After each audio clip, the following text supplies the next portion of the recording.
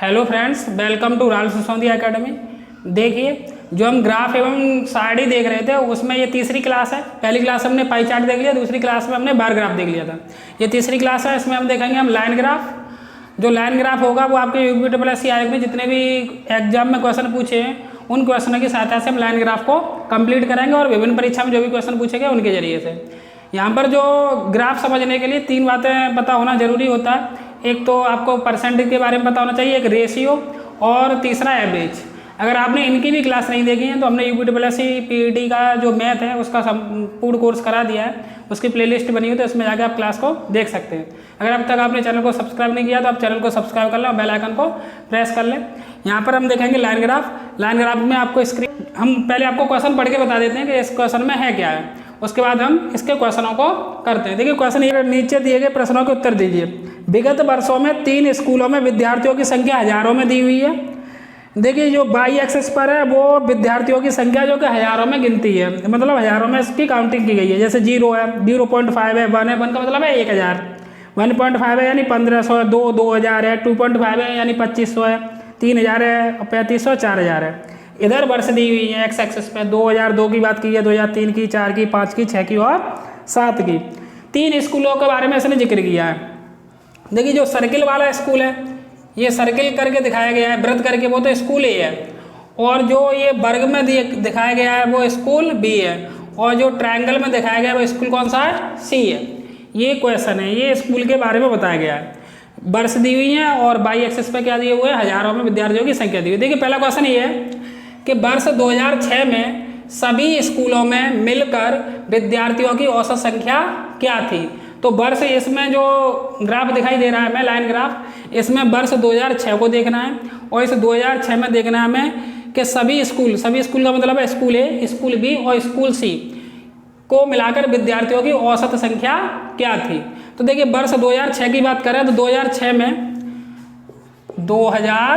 में हमें देखना है ए प्लस बी प्लस सी स्कूल में विद्यार्थियों की संख्या।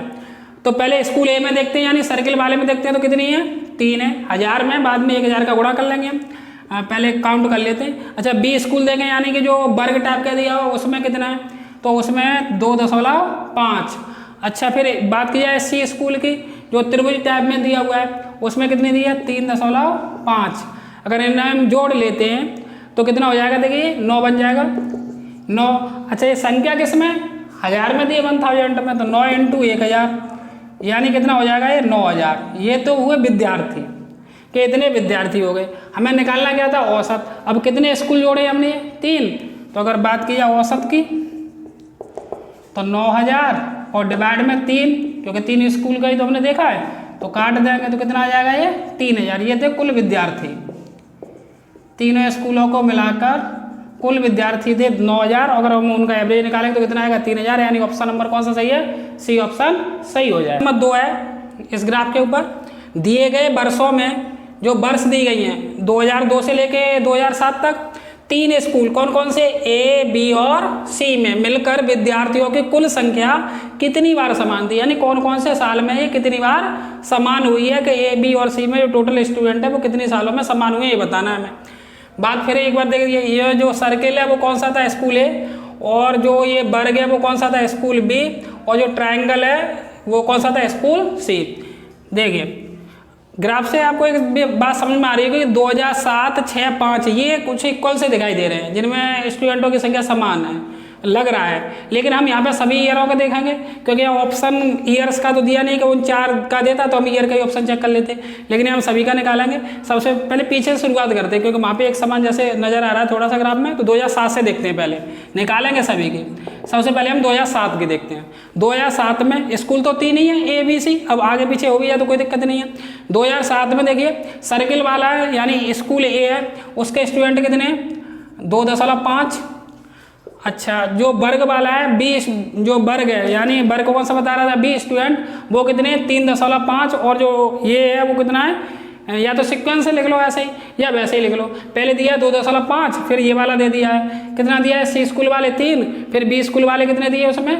3.5 दे दिए। अगर इन्हें हम जोड़ेंगे सभी को तो कितना आएगा? देखो, 3.5 और ये 4, 2, 6, 3, 9, यानी ये हो जाएगा 9। ये किसमें 1000 में ही तो है, तो 9 इंटू 1000 यानी कितने हो जाएंगे, 9000। 9000 छात्र हो जाएंगे। अच्छा बात की जाए 2006 की, तो 2006 में देख लेते हैं हम। 2006 में देखिए पहले दे दिया हमें, ग्राफ में दिखाई दे रहा होगा तो मैं पहले स्कूल दे दिया बी, तो वो कोई नहीं, तीनों को हमें जोड़ना है, तो एक एक करके जोड़ते चलते जल्दी से। स्कूल बी दिया है, स्कूल बी के कितने दिया 2.5।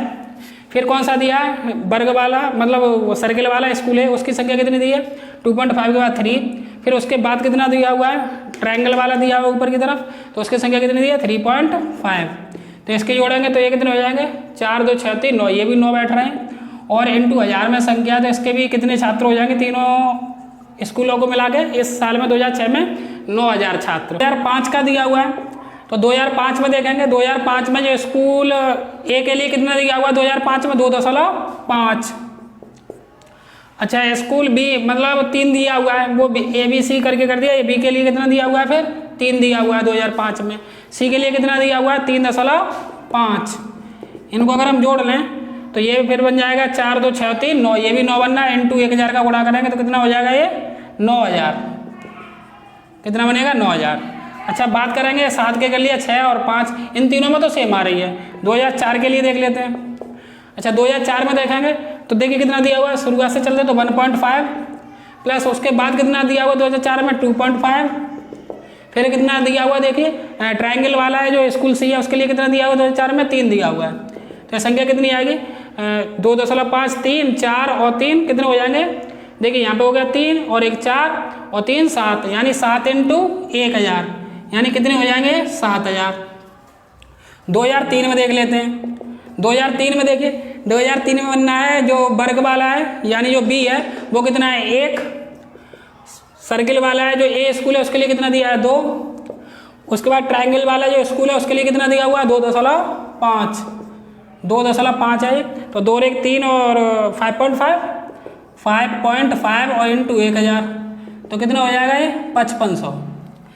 अब कौन सा बचा 2002 और बचा 2002 में देख लेते हैं। 2002 में देखिए ये वाला दिया सी स्कूल के लिए पहले 0.5, फिर उसके बाद में कौन सा दिया हुआ है वर्ग मतलब जो सर्किल वाला है उसके लिए कितना दिया 1, फिर कितना दिया हुआ है इसके लिए 1.5।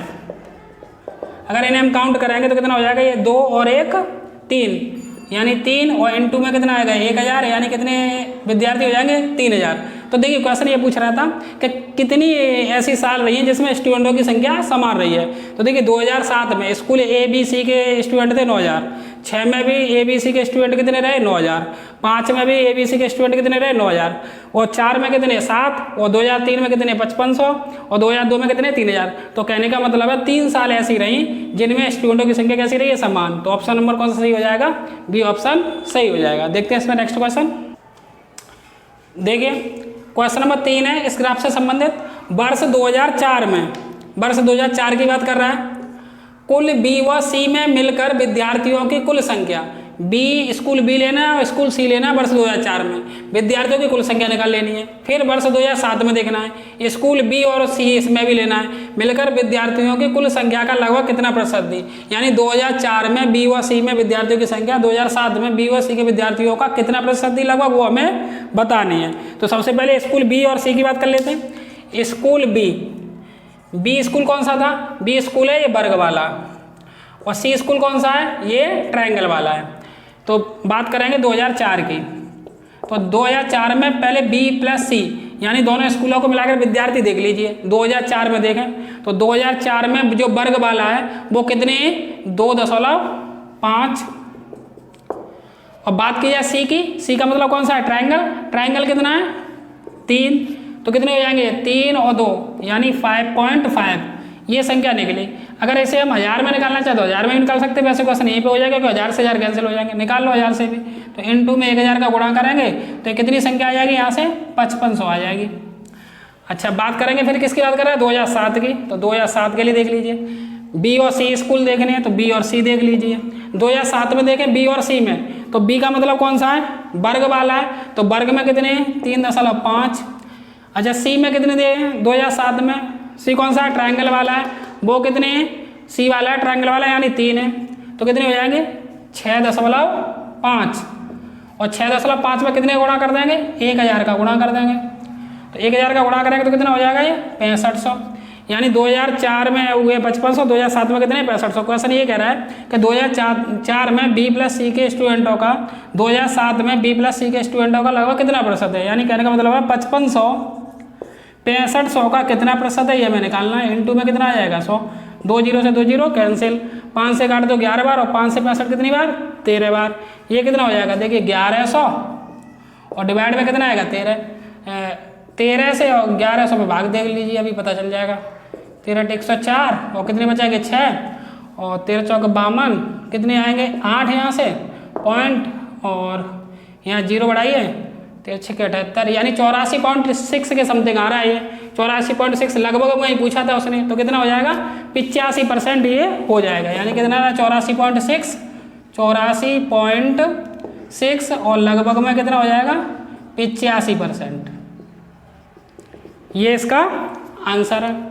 देखिए क्वेश्चन ये कह रहा है वर्ष 2003 में सभी स्कूलों में मिलकर, देखिए 2003 में तो सभी स्कूल देखने, 2003 में ए स्कूल भी देखना है यानी ए वाला भी देखना है ए, फिर उसके बाद ये वाला स्कूल भी देखना है कौन सा है बी, और डेल्टा कौन सा है सी। वर्ष 2003 की बात करेंगे तो 2003 में सभी स्कूलों में मिलकर विद्यार्थियों की कुल संख्या टोटल निकाल लेनी है। वर्ष 2005 में स्कूल बी में विद्यार्थियों की कुल संख्या के बीच अंतर क्या है, तो 2005 में स्कूल बी देखना है केवल, और उनके बीच में क्या अंतर रहा है हमें ये बताना है। तो 2003 में क्या देखना है हमें ए भी देखना है बी भी देखना है और सी भी, तीनों को जोड़ दो। तो देखिए पहले वर्ष 2003 की बात करते हैं, तो वर्ष 2003 में जो संख्या रही है वो पहले ये वाला दिया है यानी स्कूल बी दिया है, इसके स्कूल जो बी दिया है वो कितना दिया है 1, और पहले स्कूल ए देख लेते हैं वो बात वैसे प्लस में कोई दिक्कत नहीं है। स्कूल ए दिया है 2 और स्कूल बी कितना दिया है जो वर्ग वाला है वो कितना दिया है 1, और स्कूल सी जो डेल्टा वाला है वो कितना दिया है 2.5 दिया है। तो जब इन्हें जोड़ लेंगे हम तो 2 और 1 3 और ये कितना हो जाएगा 5.5। अगर बात 1000 की करें वैसे अंतर में बाद में कर लेंगे, चाहो तो यही कर लो, बाद में अंतर में कर लेंगे, पहले पॉइंटों में अंतर निकाल लेते हैं। अब बात कर लेते हैं 2005 की। 2005 में कौन सा स्कूल देखना है हमें बी, यानी वर्ग वाले से मतलब है। तो 2005 में देखिए वर्ग वाले में स्कूल बी की संख्या कितनी रही है, तो स्कूल बी की संख्या रही है 3 ही तो है ना। तो पूछ रहा है कि इनमें अंतर बताओ 2003 में और 2005 में विद्यार्थियों में कितना अंतर रहा। तो जब अंतर निकालने जाएंगे हम तो कितना आएगा देखिए 5.5 में से 3 घटा देंगे तो कितना आएगा यहाँ पे 2.5, ये 2.5 आया, लेकिन हमें किस में निकालना है 1000 में है ना संख्या ये। तो कहने का मतलब है 2.5 इंटू 1000 यानी कितना हो जाएगा 2500, यानी कितने का अंतर रहेगा 2500 विद्यार्थियों का अंतर रहेगा। देखिए 5वां क्वेश्चन कह रहा है लाइन ग्राफ से जितनी भी पॉसिबिलिटी हो सकती है वो हमने एक ही क्वेश्चन में कवर करने की कोशिश की है। इसके बाद नेक्स्ट ग्राफ और देखेंगे उसमें और क्लियर हो जाएगा। चलिए इसका 5वां क्वेश्चन देखते हैं। सभी वर्षों में मिलकर स्कूल ए में विद्यार्थियों की लगभग औसत संख्या क्या है ये हमें बताना है। तो सबसे पहले तो ए स्कूल देख लो किससे डिनोट किया गया है, 4 क्वेश्चन कर चुके हो तुम, इस वृत्त से ही तो डिनोट किया गया है जो वृत्त टाइप का है, सर्किल है जो, तो सर्किल से ए को डिनोट किया गया है। सभी वर्षों में देखना है तो 2002 में 3 में 4 में 5 में 6 में 7 में विद्यार्थियों की संख्या निकाल लो और उसमें उसका एवरेज निकाल लेंगे। तो देखिए इसमें सभी वर्षों में देखना है तो 2002 में देखना है, 3 में प्लस 4 में प्लस 5 में प्लस 6 में और प्लस 7 में, इनका ही तो जिक्र किया गया है। तो 2002 में देखो, सबसे पहले 2002 में देखते हैं तो वृत्त वाला ढूंढिए तो कितनी गई है संख्या 1 प्लस, अच्छा एवरेज भी ले लेते हैं क्योंकि हमें विद्यार्थियों की संख्या नहीं बतानी है, उसका औसत बताना है लगभग में। तो कितनी वर्ष हो गई 1 2 3 4 5 6 और डिवाइड कितने कर देंगे 6 का। तो 2002 में ये 2002 ये वर्ष लिखी हुई है, अभी ये वर्ष लिखी हुई है। तो 2002 में जो सर्किल वाले स्टूडेंट हैं जो ए स्कूल है उसकी संख्या कितनी है 1। फिर बात करते हैं हम 2003 में, तो 2003 में देखिए 2003 में जो वृत्त वाला स्टूडेंट है वो की संख्या कितनी है 2, यानी ए कॉलेज की ए स्कूल की। अच्छा बात करें 3 में 3 की होगी, बात करें 4 की तो 4 में कितना है स्कूल ए के स्टूडेंट 1.5। बात करें 5 में तो 2005 में कितनी है 2.5 देखते जाएं, और 2006 में कितनी है 2006 में 3। अच्छा 2007 की बात करें तो 2007 में कितनी है सर्किल की 2.5 और डिवाइड में कितना चल रहा है 6।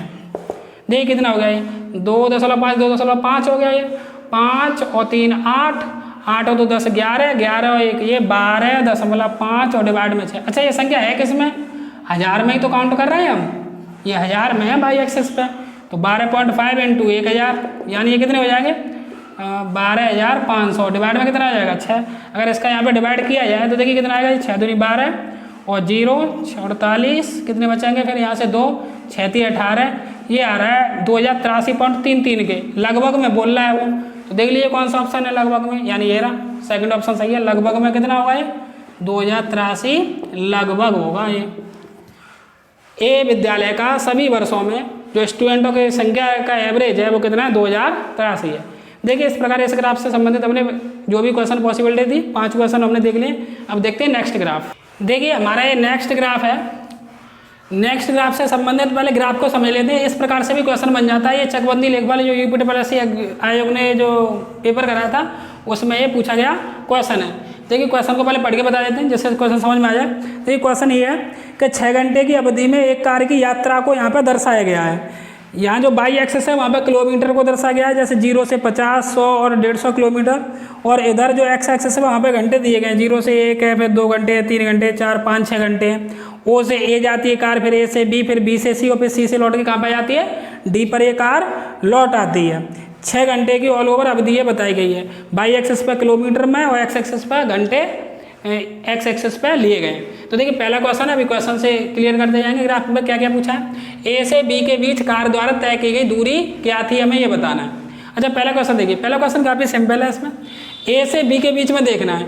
तो जब ग्राफ में देखोगे तो ए पॉइंट और बी पॉइंट दूरी कहाँ पर है, बाई एक्सिस पर ही तो है। तो ए पॉइंट भी एक्स एक्सिस पे वहीं पर है और बी पॉइंट भी मतलब पैरेलल है, बाई एक्सिस पे दोनों ने दूरी नहीं चली है।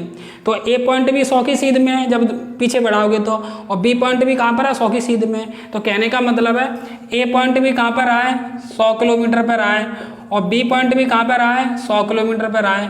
और बोल रहा है कि ए से बी के बीच में दूरी बताओ कितनी तय की। तो कितनी आएगी ए से बी के बीच में, वहीं के वहीं तो पॉइंट रहा। तो 100 में से 100 घटाओगे या तो वैसे ही दिखाई दे रहा है ग्राफ से, लेकिन फिर भी देख लेते तो कितना आएगा 0 किलोमीटर, यानी शून्य ऑप्शन हो जाएगा। क्योंकि बाई एक्सिस पे दोनों ही पॉइंट एक ही कंडीशन पर रहे, वहीं पर है पैरेलल है, इसलिए कितनी दूरी तय की गई ए से बी के बीच में कार द्वारा 0 किलोमीटर यानी शून्य। देखते हैं इस पर नेक्स्ट क्वेश्चन। देखिए नेक्स्ट क्वेश्चन बोल रहा है कि पूरी यात्रा में कार द्वारा तय की गई दूरी कितनी थी वो बतानी है।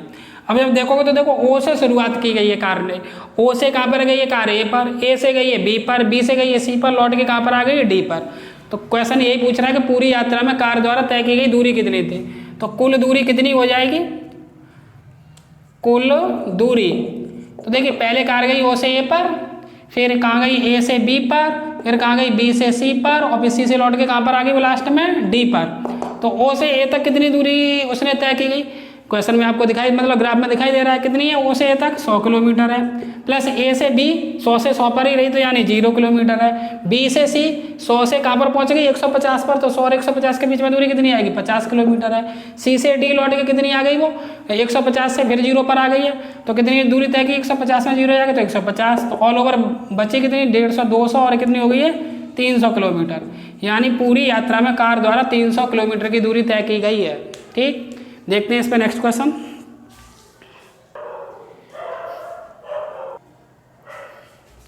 देखिए क्वेश्चन ये कह रहा है कि सी और डी के बीच कार की औसत गति क्या थी। तो सी और डी के बीच में देखेंगे हम तो औसत गति का पहली बात फॉर्मूला क्या होता है, औसत गति या औसत चाल। औसत चाल बराबर कुल उससे दूरी कितनी थी कि तय की गई और अपॉन में समय। तो यानी दूरी कितनी तय की गई अपॉन में समय कितना लगा उस डिस्टेंस के बीच में। तो सी और डी के बीच की देखनी है तुम्हें, तो सी और डी के बीच में दूरी देखिए कितनी है 150 से 0 पे आया है, तो सीधी सी बात है 150 किलोमीटर दूरी तय की गई। अच्छा समय देखिए, सी से अगर लाइन को हम नीचे की तरफ खींचें तो कहाँ पे आके मिलती है वो 4 पे मिलती है, और डी पॉइंट कहाँ पर है 6 पर। तो 4 घंटे और 6 घंटे के बीच में टाइम लगा, यानी कितने घंटे लगे 2 घंटे लगे। तो यानी 150 में जब 2 से भाग देंगे तो कितना आएगा 75 किलोमीटर पर आवर, यानी उस कार की औसत गति कितनी थी 75 किलोमीटर पर आवर, यानी सी ऑप्शन सही है। तो देखिए हमने यहाँ पर लाइन ग्राफ से संबंधित 2 ग्राफ का डिस्कशन किया है, यहाँ पर उससे संबंधित क्वेश्चन देखे जितनी ही पॉसिबिलिटी बन सकती थी। अगर जो आपकी अगली जो नेक्स्ट क्लास होगी वो टेबल पर होगी यानी सारणी पर होगी, उसके बाद में जितने भी मिश्रित क्वेश्चन बनेंगे जैसे सारणी के और लाइन ग्राफ है या लाइन ग्राफ है पाई ग्राफ और टेबल के मिक्स होते हैं, यानी मिश्रित क्वेश्चनों को हम उसके बाद देखेंगे। अगली जो 2 क्लास आएंगे उनमें अगर आपने अब तक चैनल को सब्सक्राइब नहीं किया तो चैनल को सब्सक्राइब कर लें, बेल आइकन को प्रेस कर लें। ओके, धन्यवाद।